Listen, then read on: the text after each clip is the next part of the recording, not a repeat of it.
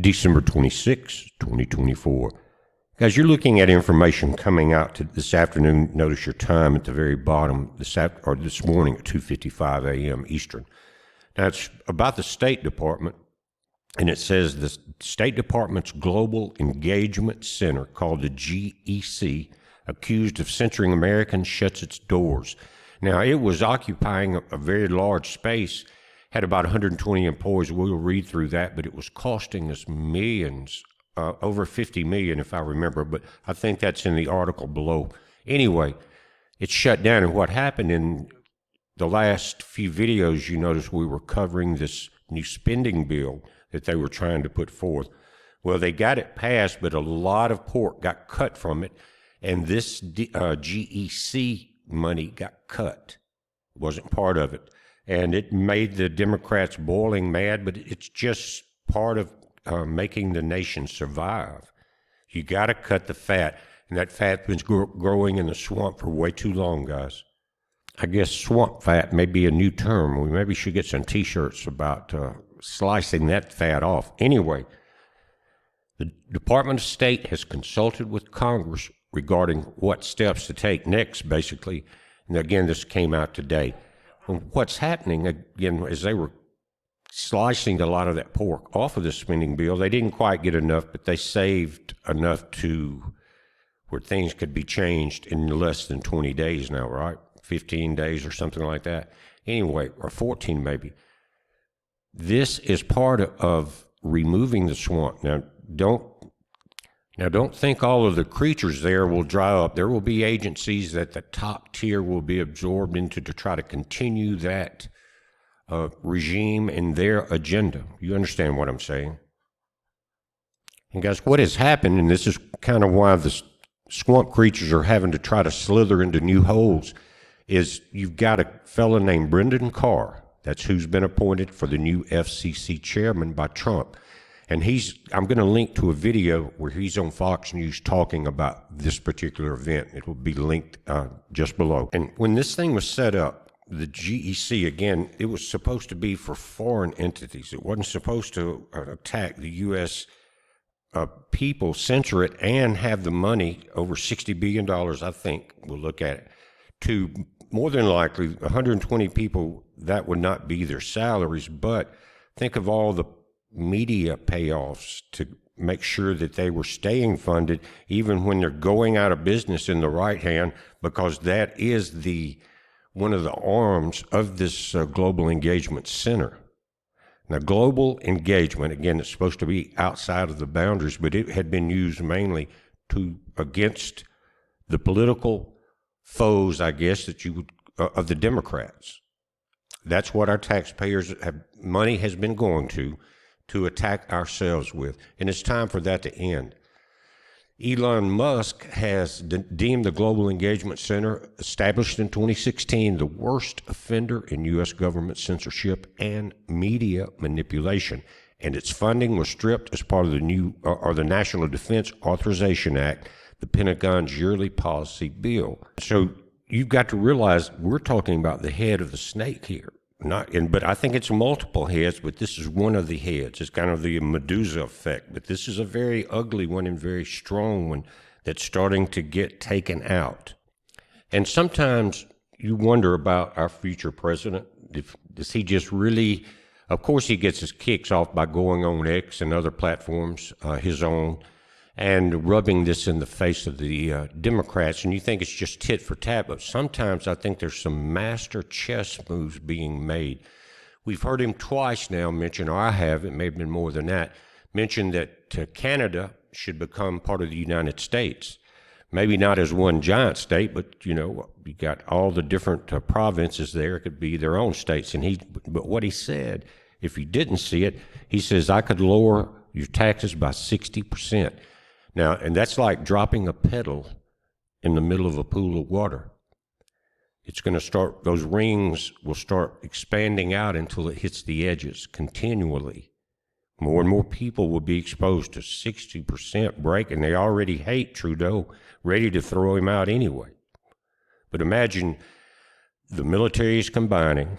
It would be the number one nation on the planet, and we are joined. If Mexico could get it together with those outlaws that are running it, you could be very powerful. But we have so much in common with Canada that, and they're being just run in the ground. The Canadian people are great. I mean, we know a lot of them. A lot of them are on YouTube, guys. But they need to go through, and they may be. Trudeau is trying to be pushed out very quickly, but there's some people that are trying to push him out that are not from Canada, that have semi-shady backgrounds, so we're not sure what they will do once they get him out. But what they should do is, again, get together if possible. I don't think anybody wants to take advantage of Canada. You know, use up your resources or anything like that. But when you combine what we have and they have, militaries, everything, the ability to grow foods, forest, everything, and you've got a protected northern border. At the same time, that may be a good idea compared to what we've had here with Biden and what they have now with Trudeau. Anything is an upgrade, right? It says lawmakers had originally included funding for the GNC in its continuing resolution CR. That's what we've been covering. Or bill to fund the government beyond a Friday deadline. But conservatives balked at that iteration of the funding bill, and it was rewritten without money for the GEC and other funding riders. The agency had a budget of around $61 million and staffed 120 people. And what they did was they got their fair share, you can guarantee you that, and they contacted the medias and made the deals. You've got to stay. We're going broke. I can see the conversation between the GSC and CNN, and they're about to be sold off if they haven't already been. The conversation with CNN says, we can't keep going. Nobody's watching the show anymore. And so they're saying, well, we're going to pay the bills. You just keep the message going. And now I'm not saying it's CNN alone. It's most of all the major networks. And think about that. The rest is going back to the DC, or Democratic DNC, excuse me. At a time when adversaries like Iran and Russia sow disinformation throughout the world, Republicans saw little value in the agency's work, arguing that much of its disinformation and analysis is already offered by the private sector. Now, this reporter, Matt Taibbi, he's been on a lot of news sites, social media sites, things like that. But he's saying, after looking at the information, he said they were funding a secret list of subcontractors, secret list. Subcontractors, and helped pioneer an insidious and idiotic new form of blacklisting during the last disease. He wrote last year when exposing the Twitter files that the GEC flagged accounts as Russian personas and proxies based on criteria like any description of that disease as some type of engineered thing, or blaming the labs overseas and attributing the appearance to the CIA of whatever disease it was. State also flagged accounts that retweeted news that Twitter banned the popular U.S. website Zero Hedge, claiming that it led to another flurry of disinformation and narratives. Zero Hedge has made reports speculating that this thing we went through had an origin inside a laboratory. Now, you can come to the article, and he's going to talk about it in that video. There's some things here I really don't want to talk about because it's getting really sensitive. And when I'm saying that, I'm very serious about it. So if you have not joined and subscribed to our Patreon channel, please help us build that up. It's been there for over a dozen years, and it's never folded on us, it never kicked us off or anything like that. It's made us survive during the other hard times from other networks. But please subscribe.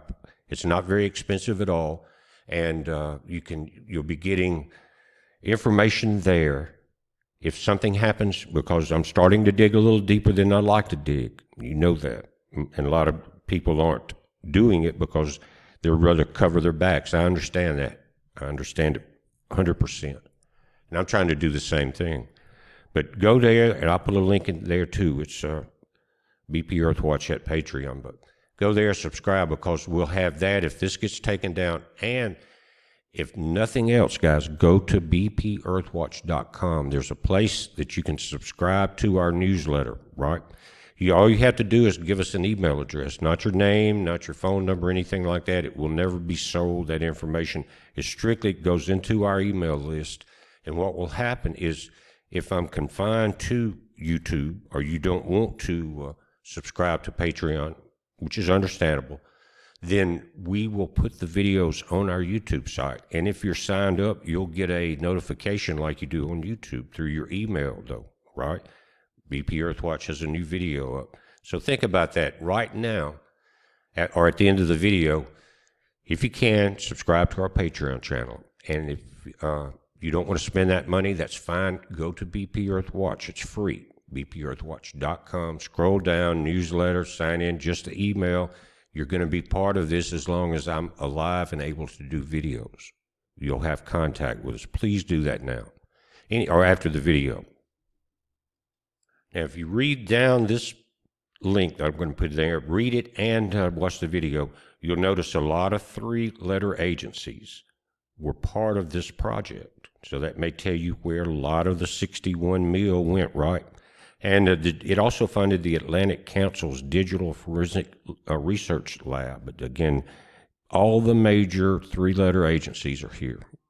Now, this director of the DFR lab, Graham Brookie, claimed, or he denied the claim that they used taxpayer money to track Americans, saying that its GEC grants have an exclusively international focus.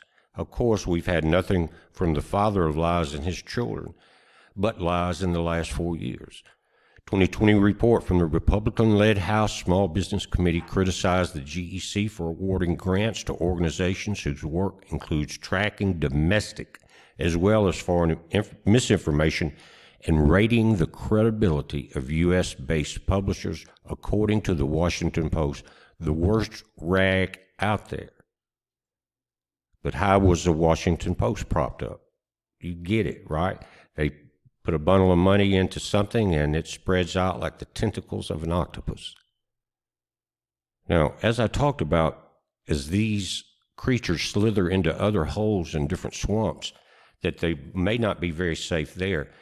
And it's because of this. There's a lawsuit involved, and it was brought by Texas Attorney General Ken Paxton, the Daily Wire, and the Federalist, who sued the State Department, the Secretary of State Antony Blinken, and other government officials earlier this month for engaging in a conspiracy to censor, deplatform, and demonetize American media outlets disfavored by the federal government. Ken Paxton is saying Congress authorized the creation of the Global Engagement Center expressly to counter foreign propaganda and misinformation. He said this was in a press release. Instead, the agency weaponized this authority to violate the First Amendment and suppress Americans' constitutionally protected speech. Again, an attack right on us with $61 million out of our pockets to put us in jail, demonetize us, and crush everyone in its path.